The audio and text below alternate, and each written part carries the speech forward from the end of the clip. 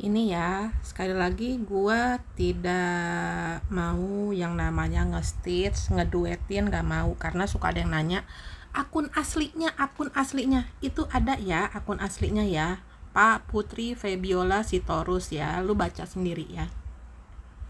Kenapa gua ini ngerekam ini, karena gua setuju dengan ramalan Hart Gumai ya, akan ada demo gede gitu ya. Kemarin juga teman gua nanya ke gua, dia DM bulan 8 sampai bulan 12 ini bakal ada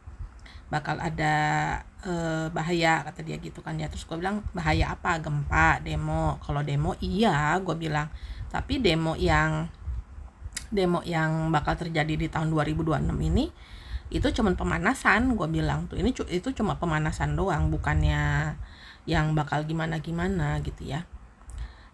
Terus gue mau bilang di sini bahwa kalau kalian pikir ramalan itu pasti akan terjadi, belum tentu ya. Ramalan itu belum tentu pasti terjadi.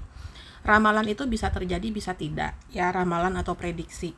Dan kalau prediksi atau ramalan yang buruk itu bisa diminimalisir atau dicegah kemungkinan buruknya itu ya, bisa dikurangin levelnya dengan cara ya kita banyak ibadah, kita berdoa, kita perbaiki gitu ya.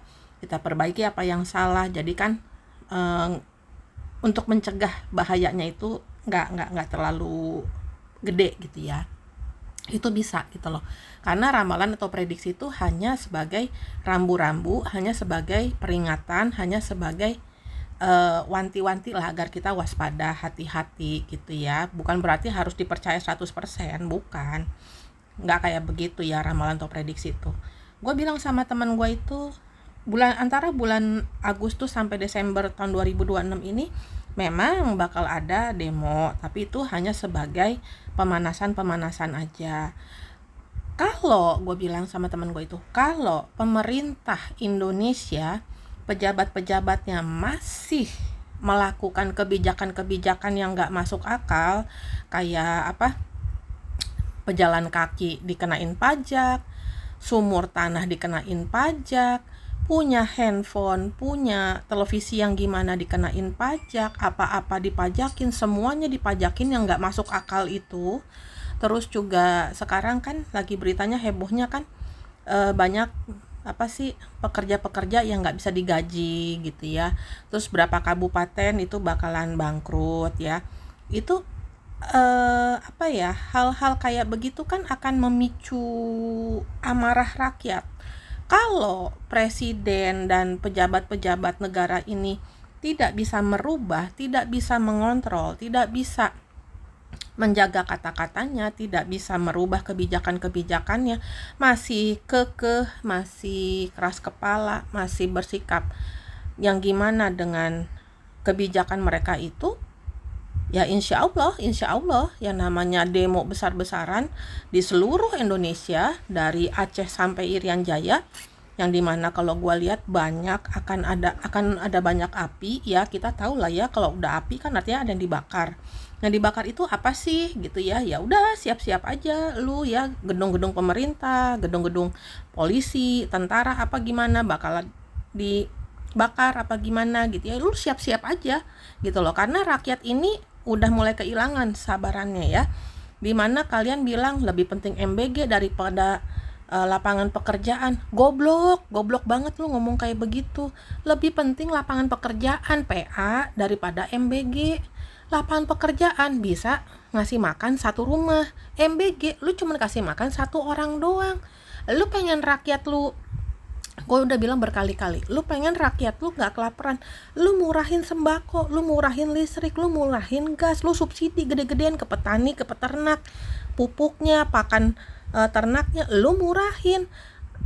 Lu harus bikin uang 5 juta harus bisa buat ngidupin, bayar listrik, bayar air, bayar kontrakan, buat bayar sekolah, buat kesehatan segala macam harus bisa. Duit 5 juta untuk apa? Untuk suami, istri, dan 2 orang anak minimal harus bisa tuh duit 5 juta, bisa buat ngidupin orang 4 orang. Gimana caranya? Lu sebagai pejabat dan pemerintah harusnya mikirnya kayak begitu. Kalau lu kayak kebijakannya kayak gini terus, nggak akan. Yang ada lu bakal didemo abis-abisan, lu bakal diganyang. Sumpah deh lu. Lu lu nggak mau rakyat, lu bilangnya selalu rakyat itu ngebrontak, demonstrasi itu dikomporin sama Soros, sama elit global, sama ini sama itu. Bangke, lu ngaca, itu salahnya lu ya, presiden sama pejabat-pejabat ya yang bikin kebijakan-kebijakan aneh. Lu yang nyekek. Kita berontak itu, kita ngedemo itu, kita marah itu bukan karena disulut sama orang luar, tapi karena kita bisa mikir.